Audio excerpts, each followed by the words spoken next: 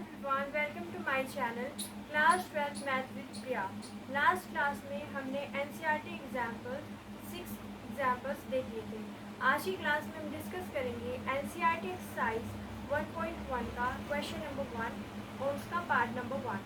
तो हमारे पास question number 1 है, determine whether each of the following relations are reflexive, symmetric and transitive. तो हमारे पास क्वेश्चन है कि हमें फाइंड करना है कि हमें देखना है कि रिफ्लेक्सिव, सिमेट्रिक और ट्रांजिटिव रिलेशन है या नहीं है। इसका फर्स्ट क्वेश्चन है, relation R in this set A is equal to 1 2 3 4 and 14 तक ही जा रहा है हमारे पास set, define as R is equal to X Y such that 3x minus Y is equal to 0।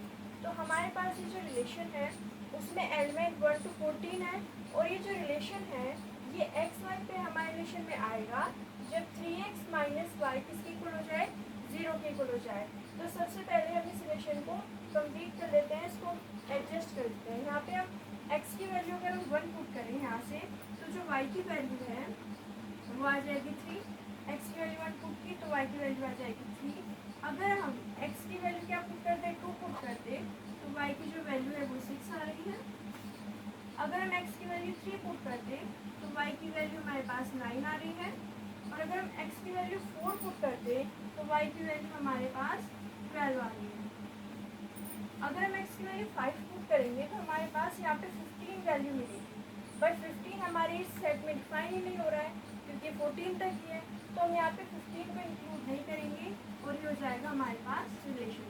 अब देखते हैं कि क्या ये रिफ्लेक्सिव रिलेशन है।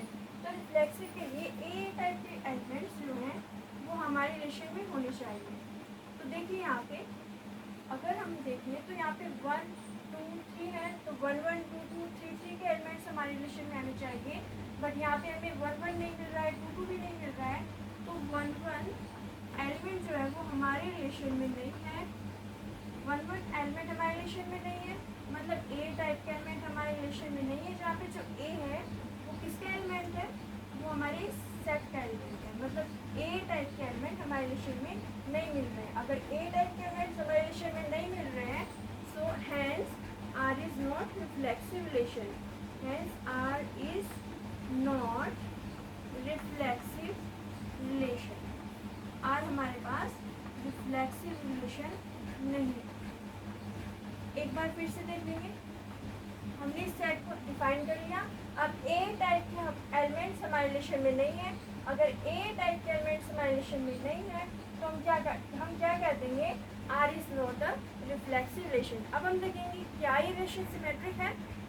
अब हम देख लेते हैं कि ये जो रिलेशन है वो सिमेट्रिक है या नहीं है। तो सिमेट्रिक की कंडीशन के लिए अगर हमारे रिलेशन में ए बी है तो उसका उल्टा बी ए हमारे रिलेशन में होना चाहिए। अब देखिए यहाँ पे हमारे रिलेशन क्या है, 1 3 2 6 3 9 8 4 12। तो यहाँ पे देखिए 1 3 हमारे रिलेशन में है, बट इसका अपोजिट 3 1 है क्या हमारे पास, नहीं है।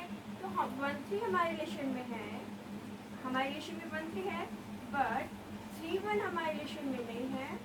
तो हम क्या कह देंगे, ए बी है हमारे पास, बी ए नहीं है, तो हम क्या कह देंगे कि R is not symmetric. R is not symmetric. R is not symmetric relation.